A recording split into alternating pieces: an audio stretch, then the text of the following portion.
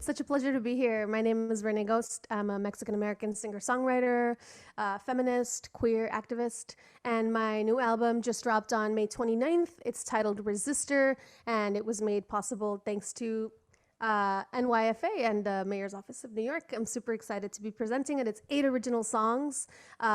And they're all in like folk music genres, be it like American folk or Mexican folk, which is where I'm from. I'm from the US-Mexico border. Talking a little bit about the tracks themselves, so what does your creative process look like? For me, a lot of this on this album was very political. Whereas in general in my songwriting, sometimes it's just about a pretty melody. I feel like for Resistor, I really knew what I wanted to say first, and then I found a language that would be almost like more disruptive to say it in. You know, like for me, part of what's magical about Resistor is that it's very political, but it's also very traditional. You know, like if you were someone who didn't understand, for example, Spanish language, and you heard el corrido de Silvia Rivera, maybe you'll know Silvia Rivera because she's such a famous trans activist. But if not, maybe you wouldn't know what the difference is between that and a traditional corrido. You know, in Mexico right now, unfortunately, corridos are telling stories about like drug trafficking and violence, but there's also like always a hero involved. And so for me, I was like, I want that hero to be somebody like Silvia, somebody who really changed a lot of people's lives for the better. And there's also mention of Marsha P. Johnson, because I feel like you have to talk about Silvia and Marsha together. And so, yeah, that was the creative process to me in this particular piece of work was let's take these genres that don't really even talk about us, or if they do, it's almost like as an insult.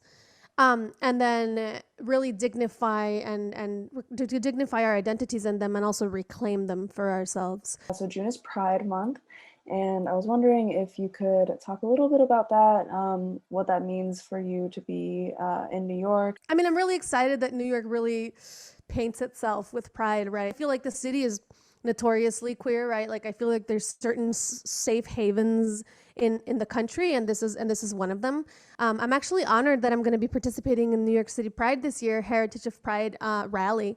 I'm singing one of the songs on Resistor. That's so exciting. And so going back to the album, kind of curious what challenges and or successes that you've faced. The album was made with only queer identifying and women identifying people. My engineer was pregnant when we started the album. I was actually 6.5 months pregnant when we started recording.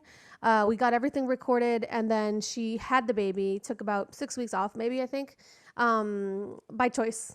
She was like, I really want to finish this, you know, as soon as possible. And so like with a newborn in her arms, she was mixing the first single. Like she's such a fighter, you know? And the fact that also only women and queer identifying folks played it, for me, Resistor, and part of the political message in it was also putting the grant's money into the hands of, it's called Women's Fund, you know what I mean?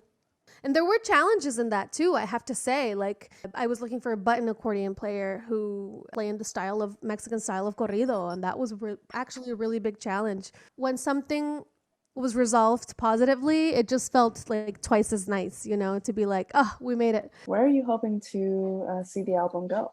I mean, I want it to find a place in people's hearts for sure, and I think it's doing that already. Like, you know, my most recent single, La Apuesta, is sort of like a coming out song in the Mexican genre of ranchera. And at a personal level, it took me a long time to get to that point, you know, because I came out of as a teenager.